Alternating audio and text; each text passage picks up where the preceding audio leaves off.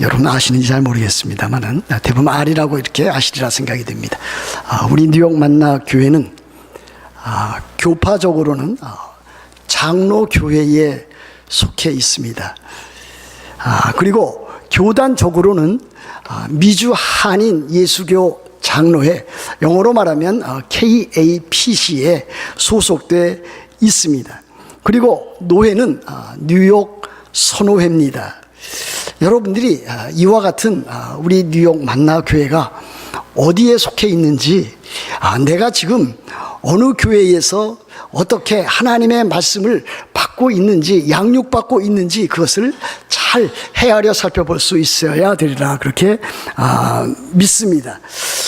또한 우리는 우리 이 뉴욕 만나 교회는 정통적인 이 칼빈주의를 지향하고 있습니다. 다시 말하면 개혁주의 신앙과 신학을 그렇게 우리들은 따르고 있습니다. 그러므로 우리 교회는 장로교회요, 또 칼빈주의, 개혁주의 신학과 신앙을 표방하고 있는 그와 같은 교회라 하는 사실을 여러분들이 늘 마음에 염두에 두어야 할 것입니다. 요즘 교회들이 이제 그 교단이라든지 그 교파의 관념이 너무나 많이 흐려졌습니다. 그렇지 않습니까? 어느 교회 가면은 그 교회가 장로교회에 속해 있는데 장로교회의 그와 같은 것을 따르지 아니하고 오히려 순복음교회적인 그와 같은 경향으로 흘러 들어가는 교회도 있는 것을 보게 됩니다. 그러므로 장로교회나 감리교회나 성결교회나 침례교회나 순복음교회나 어느 교회나 다 그 특색이라든지 지향하는 바가 흐려져 버려서 애매모호하게 된 그와 같은 형편입니다. 그럼에도 불구하고 우리 뉴욕 만나 교회가 바로 이와 같은 신학과 신앙과 그리고 참 하나님의 말씀을 따르는 그와 같은 교회라고 하는 것을 여러분들이 잘 마음에 새겨두기를 간절히 바랍니다. 좀 오래되었습니다마는 제가 우리 뉴욕 선호회, 그 정기노회, 뭐 가을 이었던 것 같은데 저기 지금 요번에 우리 화요일 날 이제 그 정기 노회가 여호수아 장로교회에서 열리는데 아마 그 교회에서 있었던 일이 아니었는가 그렇게 생각이 되어집니다. 거기에서 과연 그 예배 시간에 이제 성도들이 또 직분자들이 대표 기도를 하는데, 교인 그 대표 기도를 하는데 그 목사에 대한 호칭을 어떻게 붙이는 것이 좋은가, 그것 갖고서 이제 잠시 동안 이제 서로 논란이 빚어졌고 또 그와 같은 일에 대해서 토론을 한 적이 있었습니다. 대부분은 이 기도할 때에 뭐 당회장 목사님이라든지 뭐 담임 목사 이렇게 호칭을 하는데, 어떤 때에는 교인들 가운데 하나님의 종이라고 하는 표현을 쓰는 경우가 종종 있기 때문에 그렇습니다. 그래서 어떤 분은 반대하기를 어떻게 참 종이라고 하면은 그 사람을 부리는 그와 같은 종인데, 사람이 종으로 이렇게 부리는데 목사를 일컬어서 종이라고 그렇게 부를 수 있느냐, 그와 같은 것은 잘못된 것이 아니냐, 그것은 잘 지도해야 된다, 그렇게까지 말한 사람이 있었습니다. 그랬더니 어떤 사람은 또 그것에 또 반대를 해서 종이라고 부르면 안 되고 종님이라고 부르면 된다, 그렇게까지. 그래서 실제로 우리 교회 안에서도 저를 일컬어서 또 다른 목사님을 일컬어서 이제 종님이라고, 하나님의 종님이라고 그렇게 부른 적도 있습니다. 그랬더니 또 어떤 분은 그것에 대해서 반박하기를, 어떻게 반박하겠습니까? 종이면 종이지 사람이 어떻게 종놈이라고는 불러도 종님이라고 부른 적은 없다, 그러면서 이제 반박을 한 경우도 없지 않아 있습니다. 그러니까 또 다른 목사님은 또 나타나서 목사님을 일컬을 때는 하나님의 사자라고 부르는 것이 좋다, 그렇게 하는 것이 마땅하다, 그렇게 주장을 했습니다. 거기에는 일말에 참으로 일리가 있는 것으로 여겨집니다. 하나님의 사자, 근데 사자라고 하는 것은 어떤 뜻의 사자인가, 그것이 매우 중요합니다. 그렇지 않습니까? 사자라고 하는 것은 메시지를 전달하는 메신저입니다. 그렇지 않습니까? 하나님의 사자라고 했을 때는 바로 그 메신저의 역할을 하기 때문에 목사가 설교를 통해서 또는 성경 공부를 가르치는 일에 있어서 하나님의 그 말씀을 전달하는 그 사자, 메신저의 역할을 하기 때문에 하나님의 사자라 부르는 것이 옳다 이렇게 생각을 하고 있었는데, 그분이 또 갑자기 뭐라 그러냐면은 그때의 사자라고 하는 것은 다름 아닌 백수의 왕 사자를 가리키는 것이다. 그렇게 주장을 해서 한바탕 웃기도 하고, 또 그와 같은 것은 당신이 참 목사지만은 잘못 오해한 것이다, 그렇게 지적한 적이 있었습니다. 여하튼 기도할 때에 참 목사님이라든지 또는 하나님의 사자라든지 여하튼 형편에 맞게 표현하는 것이 옳다, 그렇게 생각이 되어집니다. 오늘 여기 성경에 보면은 모세를 일컬어서 여호와의 종 모세라 이렇게 부르고 있습니다. 여호와의 종, 하나님의 종이라고 했을 때 그 종이라고 하는 것은 일반적인 그와 같은 슬레이브라든지 또는 서번트 그와 같은 뜻을 훨씬 넘습니다. 같은 단어이지만은 하나님의 종, 여호와의 종이라고 그렇게 불렀을 때는 하나님께서 귀하게 사용하시는, 하나님께서 쓰시는 그 일꾼, 제사장이라든지 또 선지자라든지 하나님의 사역을 맡은 자로서 거기에 충성하는 그와 같은 자들을 일컬어서 종이라, 여호와의 종이라 그렇게 쓴 것을 우리들은 알고 있습니다. 그러므로 모세를 일컬어서 여호와의 종이라고 했을 때는 바로 여호와 하나님은 크고 위대하신 하나님이시요, 모세는 다름 아닌 하나님께서 사용하는 그 그릇, 또 크고 위대한 하나님의 종인 것을, 일꾼인 것을 나타내 보여주고 있다고 하겠습니다. 여러분, 모세가 기록한 책은 모세오경입니다. 창세기, 출애굽기, 레위기, 민수기, 신명기입니다. 그 가운데서도 출애굽기와 민수기, 신명기에는 모세의 그 인물됨과 사역 활동이 아주 잘 드러나 있는 것을 보게 됩니다. 우리들은 이 모세오경을 통해서 모세의 삶과 인격을 만날 수 있습니다. 그러나 또 그것을 통해서 하나님께서 그를 어떻게 사용하셨는가, 참으로 하나님의 그 위대하심, 하나님의 능력, 하나님의 그 살아계심을 우리들은 또 모세의 그 모든 일들을 통해서 알 수가 있습니다. 하나님께서는 모세를 사용하셨습니다. 그가 80세 되었을 때 모세를 불렀습니다. 그래서 애굽으로 보냈습니다.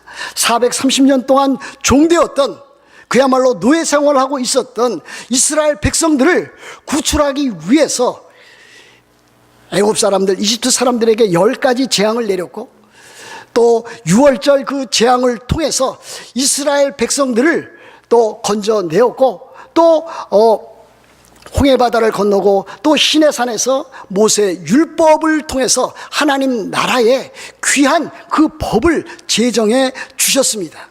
그래서 그 일로 인해서 이제 이스라엘 백성들은 신정 국가의 모습을 띠게 되었고, 그 일로 또 이스라엘 백성들은 하나님의 율법, 성막, 예배, 그 모든 일들을 전수받게 된 것을 보게 됩니다. 40년 동안의 광야 생활을 하는 동안에 하나님께서는 모세를 통해서 이스라엘 백성들을 인도하셨습니다. 그러므로 모세는 하나님께서 쓰신 귀한 하나님의 일꾼이요 여호와의 종이라 아니할 수 없습니다. 히브리서 11장에도 보면은 이 모세를 일컬어서 믿음으로 모세는, 그렇게 해서 이 모세가 믿음의 사람인 것을 보여주고 있습니다. 그런데 이제 그 위대한 이스라엘 백성들의 영도자인 여호와의 종 모세는 죽었습니다. 그러나 하나님께서는 모세 후계자 제2의 모세라고 불릴 수 있는 여호수아를 세워서 그 하나님의 사역을 계속해서 진행해 나간 것을 여러분들은 잘 알고 있습니다. 그래서 매튜 할리라고 하는 유명한 주석가는 이렇게 말했습니다. 종 모세는 죽었으나 주인 되신 하나님은 죽지 아니하셨다. 하나님은 그 모세 그 사역자를 묻으셨으나 하나님의 사역은 계속해 나가게 되었다. 이렇게 일갈하였습니다. 하나님께서 하신 일은 무엇입니까? 모세 후계자 여호수아를 통해서 하나님 나라 일들을 계속해서 진행시켰다라고 하는 그와 같은 말씀입니다. 여호수아, 그 뜻은 여호와는 구원이시다라고 하는 그와 같은 뜻을 갖고 있습니다.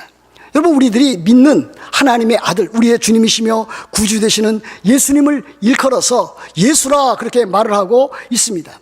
똑같은 어근에서 나온 것입니다. 예수라고 하는 것도 바로 그의 백성을 죄에서 건져낼 자 여호수아 예수아에서 나온 그와 같은 단어가 바로 예수 그리스도의 이름입니다. 이와 같은 여호수아는 참으로 하나님께서 쓰시는 또 위대한 사람이 되어서 하나님 나라의 일들을 감당을 하였습니다. 그는 전사였습니다. 용사였습니다. 군대 장관이었습니다. 이스라엘 백성들을 이끌어서 이제는 광야 생활을 접고 요단을 건너서 가나안 땅에 입성해서 가나안 땅을 점령하는 그와 같은 임무를 맡았습니다. 우리들이 참 지난 한 달, 두 달 동안에 경건의 시간, 그 새벽 기도 시간에 우리들이 여호수아를 계속해서 참 시간 그렇게 나누었습니다. 1장부터 24장 되어 있는 그 여호수아서를 통해서 하나님께서 어떻게 여호수아를 그렇게 다스려 나갔고 또 이스라엘 백성들은 어떻게 참으로 모세 후계자인 또 여호수아를 잘 받들어서 그의 참 일들을 잘 성취했는가 하는 것을 우리들이 배웠습니다. 그래서 요단을 건넌 그 여호수아는 가나안 땅을 정복하게 되는데 가나안 7부족을 약 7년 동안의 그 가나안 전쟁을 통해서 중부, 남부, 북부 지방을 이제 정복하게 되었고 그리고 그 땅을 이스라엘 12지파에게 나누어 준 것을 보게 됩니다. 마지막 여호수아서 24장 14절 15절에는 이와 같은 말씀이 나타나 있는 것을 보게 됩니다. 이 여호수아의 참다운 신앙입니다. 이렇게 되지 않습니까? 그러므로 이제는 여호와를 경외하며 온전함과 진실함으로 그를 섬기라 그랬습니다. 이스라엘 백성들에게 남기는 최후의 유언이요 설교입니다. 너희의 조상들이 강 저쪽과 유프라테스 강 저쪽과 애굽에서 섬기던 신들을 치워버리고 여호와만 섬기라 그랬습니다. 15절에도 이와 같은 말씀이 있습니다. 만일 여호와를 섬기는 것이 너희에게 좋지 않게 보이거든 너희 조상들이 강 저쪽에서 섬기던 신들이든지 또는 너희가 거주하는 땅에 있는 아모리 족속의 신이든지 너희가 섬길 자를 오늘날 택하라. 오직 나와 내 집은 여호와를 섬기겠노라 그랬습니다. 여호수아가 이스라엘 백성들에게 결단을 촉구한 것은 양단 간의 하나를 너희들이 믿음으로 선택하라 하는 것을 주장하고 있습니다. 우상을 섬기든지 아니면 여호와를 섬겨라. 이 둘 중에 하나를 섬기라. 너희들이 우상을 섬긴다 할지라도 나와 내 가족은 오직 여호와 하나님을 섬기겠다라고 하는 결단을 또 표시해주고 있습니다. 그것은 이스라엘 백성들이 둘 중에 하나를 아무렇게나 대충 참으로 선택해서 취사 선택하라 하는 것이 아닙니다. 이 선택을 강조한 것은 너희들이 오직 나처럼 나와 내 가족처럼 여호와 하나님을 섬기라라고 하는 것을 아주 강조적으로 그렇게 표현한 것이라 할 수가 있겠습니다. 여러분, 여호수아는 바로 그와 같은 사람이었습니다. 여러분, 우리들은 또 어떻습니까? 우리들은 참으로 예수 그리스도를 믿는 신자라 또는 뭐 교인이다 또는 성도라 하나님의 자녀라 하나님의 백성이라 그렇게 일컫고 있습니다. 만일 그렇다면 우리들은 과연 참으로 우리들이 고백하는 예수 그리스도에 대해서 여호수아가 여호와 하나님께 그렇게 충성과 섬김을 다짐했던 것처럼 그렇게 헌신하고 충성하고 봉사하고 있는가? 왜 우리들의 현실과 우리들의 그 교계와 우리들의 삶 가운데서 그 하나님의 능력과 하나님의 살아계심과 하나님의 그 참 위대하심이 드러나지 아니하는가? 왜 그런가? 우리들은 그것을 살펴볼 수 있어야 될 것입니다. 왜 그렇다고 여러분들은 생각하십니까? 오늘 여기 이 말씀 가운데 보면은 하나님의 백성이라고 하는 사람들이, 언약의 백성이라고 하는 사람들이 하나님의 말씀을 읽고 듣는 일에, 또 전하고 그 말씀에 순종하는 일에 참으로 적극적으로 충성하고 봉사하는 일이 없었기 때문이라 말씀드릴 수 있겠습니다. 오늘날도 마찬가지입니다. 오늘날도 우리들이 참으로 여러분이나 저나 함께 참 하나님 앞에서 온전하게 우리들 자신을 다 드려 나갈 수 있는 그와 같은 헌신과 충성과 봉사를 결심하는 그와 같은 몸부림이 우리들에게 반드시 있어야 되겠다. 그런 것이 없으니까 우리들의 삶이 무력하게 된 것이고, 우리들의 삶이 참으로 여러 가지 환경 가운데 눌리는 것이고, 우리들의 삶이 참으로 하나님 앞에서 늘 실패자의 그와 같은 한탄소리만 하게 되는 것이 아닌가, 그렇게 생각해 보게 됩니다. 여러분, 여호수아는 큰 사명을 받았습니다. 모세의 후계자입니다. 아주 단순한 것이 아니었습니다. 조그만 집단의 어떠한 지도자가 아니었습니다.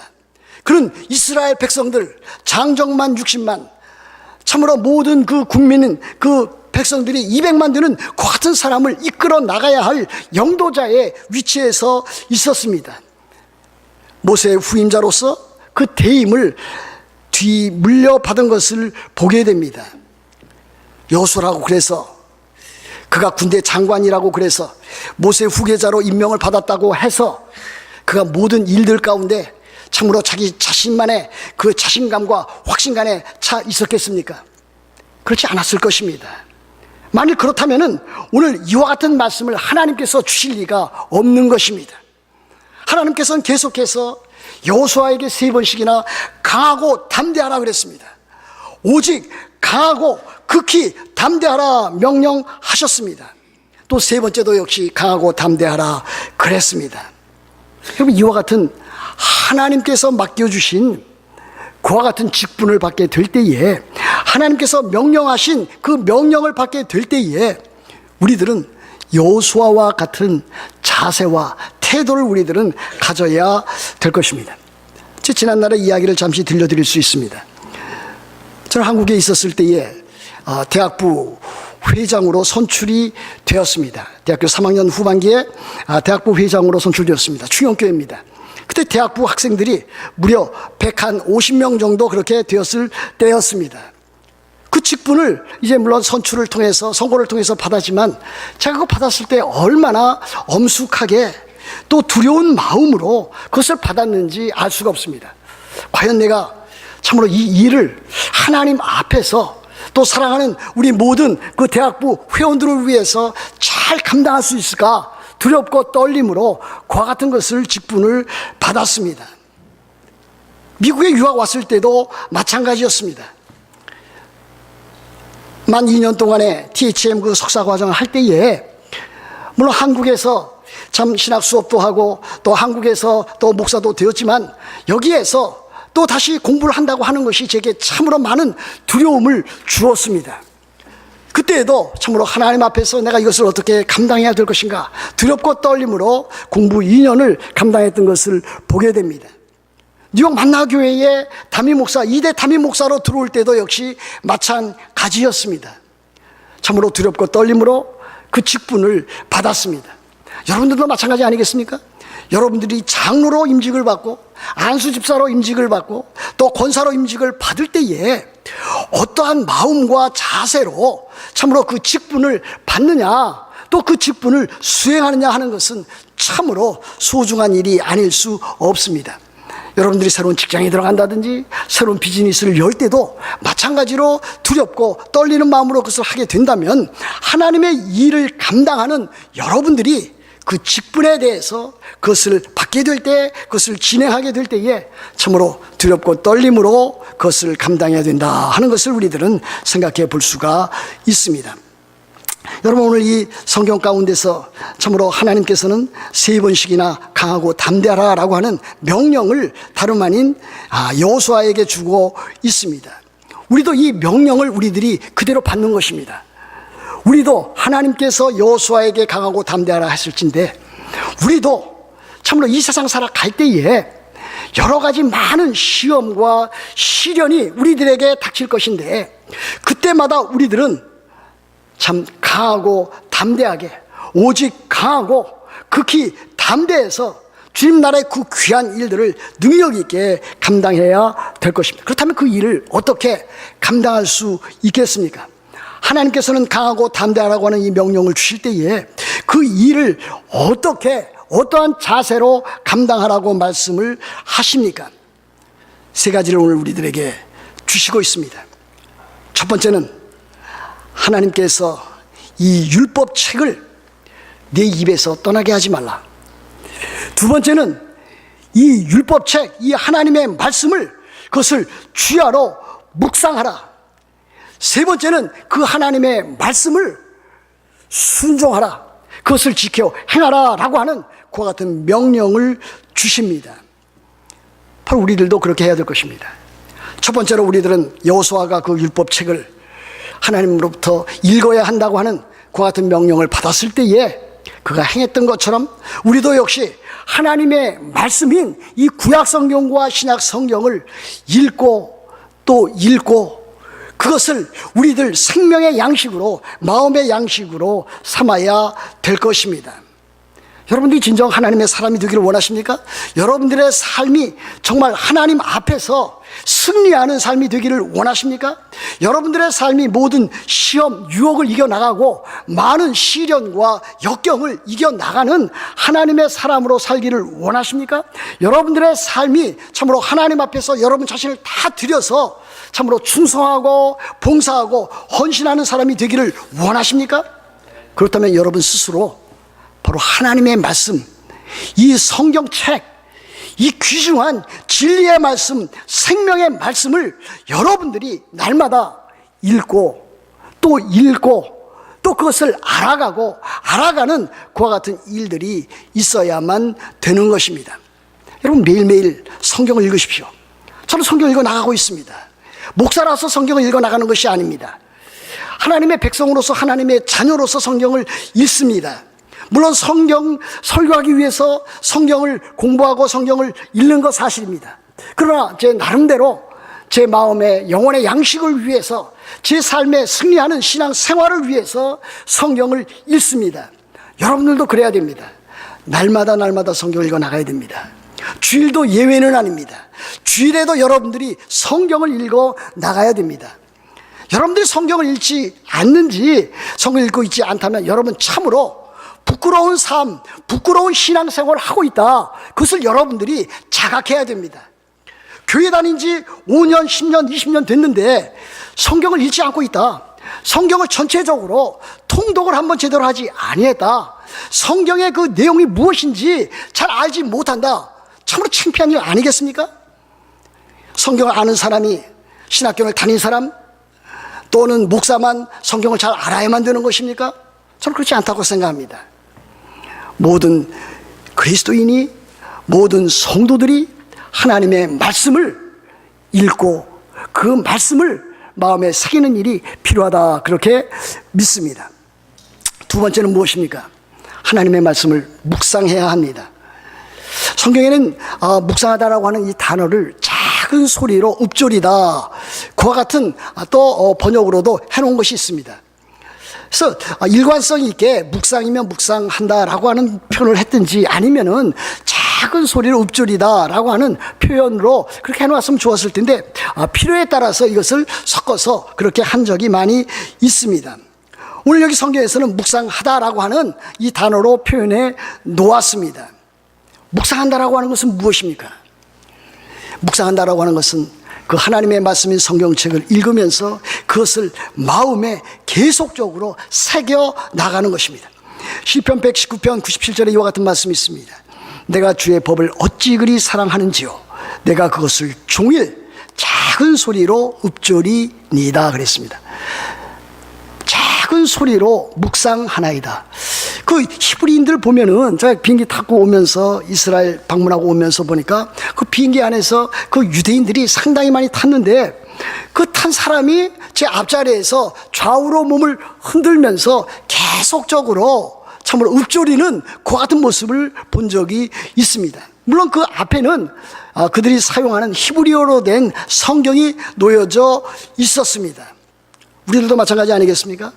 우리들도 하나님의 말씀을 읽을 뿐만이 아니라 그 말씀을 우리들 마음 가운데, 우리들 영혼 가운데 그것을 새겨나가야 될 것입니다.